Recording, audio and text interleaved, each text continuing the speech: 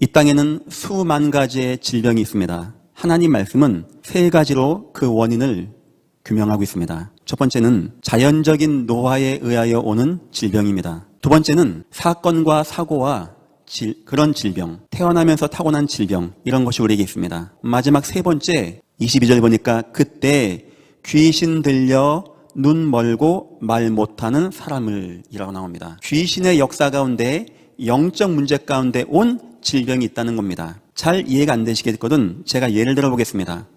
무속인을 아십니까? 왜 무당한다고 생각하십니까? 무병, 신병이라는 것이 있어요. 온몸이 다 아파요.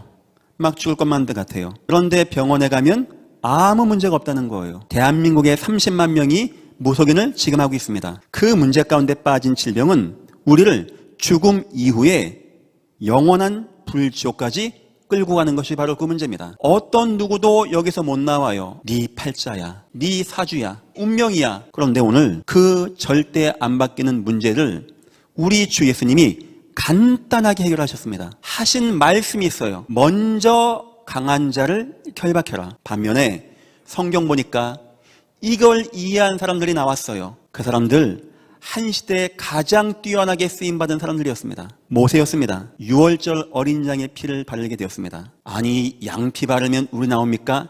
그것이 영적 문제였기 때문에 바울은 두란노 지역 갔습니다. 두란노에서 서원을 세워서 하나님 말씀을 강론하게 됩니다. 먼저 강한 자를 결박할 역사를 찾는 거예요. 이 강한 자, 이 흑암 역사가 성도의 인생을 가지고 장난질을 칩니다. 혹시 여러분의 인생에는 빼앗긴 거 없습니까? 먼저 강한 자를 결박하고 다 회복하기를 주님의 이름으로 축원합니다. 오늘 본문을 제가 먼저 한번 설명할 테니까 먼저 잘 들어보십시오. 그때 귀신 들려 눈 멀고 말 못하는 사람을 데리고 왔거늘. 다는 아닙니다. 귀신 때문에 오는 문제가 있다니까요. 바리새인들이 듣고 이르되 이는 귀신의 왕 바알세불을 힘입지 않고는 귀신을 쫓아내지 못하느니라 하거늘. 이게 누구 논리인지 압니까? 무속인들 논리입니다. 예수께서 그들의 생각을 아시고 이러실 때 스스로 분쟁하는 나라마다 황폐해질 것이며 스스로 분쟁하는 동네나 집마다 서지 못하리라. 바알세불도 귀신이고 그것도 귀신인데 스스로 싸워? 그게 말이 돼? 왕과 신하가 싸워? 그게 말이 돼? 그 나라가 서겠어? 이게 뭔 말입니까? 그럴 수는 없는 거고 그렇게 해서 치유가 되는 것도 아니야. 방법입니다. 사람이 먼저 강한 자를 결박하지 않고서야 그것을 강탈하느니라. 서론입니다. 세상은 지금 불가능에 빠져 있습니다. 로마서에 보니까 죄와 사망의 법이라고 나와 있어요. 이런 문제에 빠진 사람은 절대 못 나오는 거예요. 첫 번째입니다. 영적 사실을 모르고 있어요. 사단이 뭔지를 모르고 있고 하나님이 어떤 분인지 모르고 있고 더 놀라운 거 하나님이 이미 사단의 머리를 박살냈다는 것을 모르고 있는 거예요. 두 번째입니다. 영적 싸움에 무능합니다. 저 귀신이 네 집에 임했어. 어떻게 하라고 하죠? 빌어봐, 풀어봐, 섬겨봐, 사단에게 빌라고 합니다. 종교인들은 영적인 건 알겠는데 대충 감은 알겠는데 해답이 없어 무너지고 있고. 세 번째입니다. 진짜 큰 문제는 영적 축복에 무관심한 성도들. 이들이 이게 별 재미가 없어. 또 여 목사님 오늘 또 예수 얘기하려고 그러지. 그냥 뭐 돈 버는 얘기 좀 해주지. 교회가 여기에 관심 없고 성도가 먼저 간 데 있어. 성도가 복음 관심 없을 때 이 땅은 재앙 가운데 빠지게 됩니다. 두 번째, 그래서 예수님께서 보여주신 겁니다. 첫째, 이 땅의 근본 문제가 무엇인지를 보여주고 싶었습니다. 예수님 표현하시기를 목자 잃은 양과 같이 기진하고 고생하고 유리하고 방황하는 인생. 두 번째 보여준 것이 있습니다. 그 가운데 예수가 그리스도이심. 그런데 그 속에서 누구든지 예수를 믿고 그의 이름을 붙잡고 손을 붙잡는 자마다 낫게 되는 거예요. 이 안 되는 재앙, 영적인 재앙과 저주를 이긴 분은 오직 예수 그리스도. 내가 누군지 알아?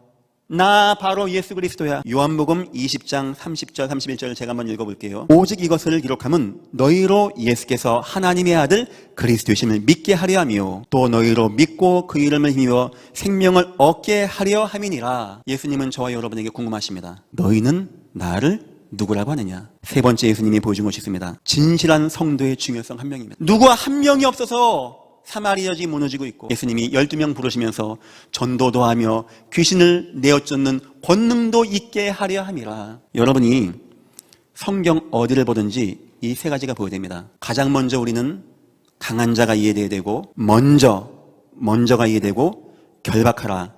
이 세 단어가 이해가 돼야 되겠죠. 간단합니다.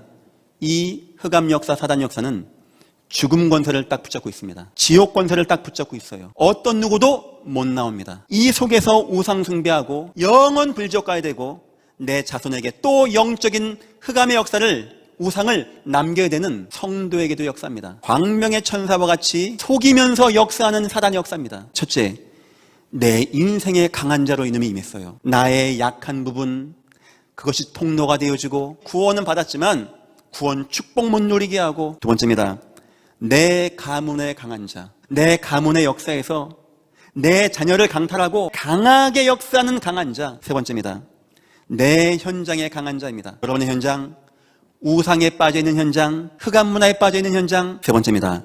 먼저가 의미하는 게 있습니다. 여러분은 평상시에 문득 머릿속에 어떤 생각이 드십니까? 여러분 아침에 눈 뜨면 가장 먼저가 무엇이 됩니까? 첫 번째, 가장 먼저 영적인 눈을 가지고 진실을 보라는 거예요. 내 가정의 영적인 현장, 내 인생의 영적인 걸 가지고 정확히 보라는 겁니다. 하나님의 계획은 무엇인지, 하나님의 소원은 무엇인지, 흑암 역사는 무엇인지 먼저 영적 신분을 확인하라는 겁니다. 하나님 자녀, 이걸 가지고 직장 가라는 거예요. 이걸 가지고 자녀를 만나라는 겁니다. 세 번째입니다.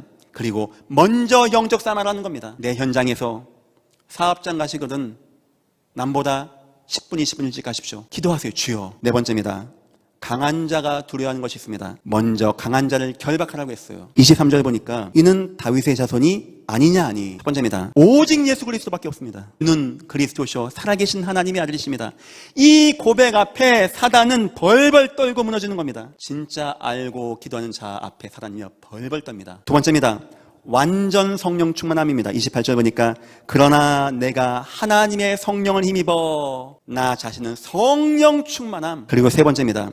전도자의 삶입니다. 22절 전도자이신 주님이 보여줬던 그 성령 역사. 사단은 압니다. 저와 여러분의 먼저가 무엇인지, 저와 여러분의 오직이 무엇인지. 결론, 성도의 싸움 방법. 자, 어느 한 지역 딱 갔습니다. 가장 먼저 할 거 뭔지 압니까? 계속 결박기도. 그러면 누군가가 나옵니다. 그때는 두 번째입니다. 정확한 복음 얘기해 주십시오. 왜 예수가 그리스도신지, 먼저 강한 자를 결박해서 빼앗겼던 내 세간을 늑탈하는 힘이 무엇인지를 얘기해 주십시오. 세 번째입니다. 더 확립된 거, 교회와 예배를 하는 겁니다. 하나님, 내 직장에 교회가 확립되게 없어서, 하나님의 예배가 확립되게 없어서. 바울이 가는 지역마다 기도했습니다. 기도처가 있는가 하여 기도했습니다. 루디아를 만나서 정확한 복음을 증거했습니다. 루디아의 집이 교회가 됐습니다. 왜 그렇게 했을까요? 강한 자를 이기기 위해서. 세상은 불가능에 빠져 있습니다. 다 안 된다라고 합니다. 그런데 주님은 굉장히 중요한 답을 줬습니다. 먼저 강한 자를 결박해라. 오늘 설교는 약간 반입니다.